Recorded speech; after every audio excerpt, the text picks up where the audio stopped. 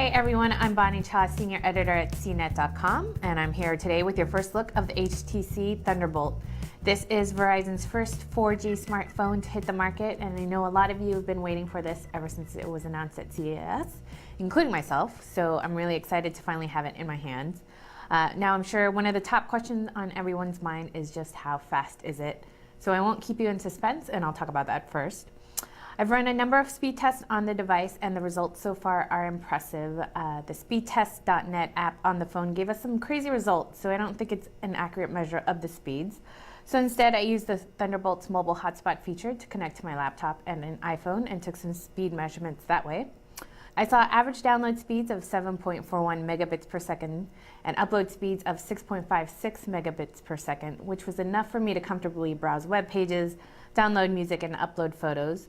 On the phone itself, the Thunderbolt loaded CNET's page in one of the fastest times I've seen on a phone, and it also quickly loads and streams media. The data speeds we've seen on the Thunderbolt are definitely faster than what we've experienced on Sprint and T-Mobile's 4G devices. I know there are a lot of different factors that affect network speeds, such as location, time of day, and to be fair, there aren't a lot of people on Verizon's 4G network now, but I'm still very impressed with what I'm seeing. I do wish there was a way to toggle between 3G and 4G on the Thunderbolt, but there doesn't appear to be a way to do that.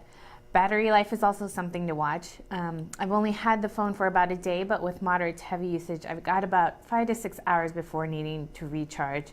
Of course, we'll continue to do more battery tests over the next few days. As far as the rest, the Thunderbolt is pretty much on par with the other high-end Android phones. It's running Android 2.2 with HTC Sense and comes with a few extra apps like TuneWiki, which lets you listen to internet radio and other goodies. Has a back-facing 8 megapixel camera and a front-facing 1.3 megapixel camera for video calls, and picture and video quality is pretty good. HTC always makes solid devices, and the Thunderbolt is no different. It's actually quite similar to the Evo with a 4.3-inch WVGA touchscreen and the kickstand on back.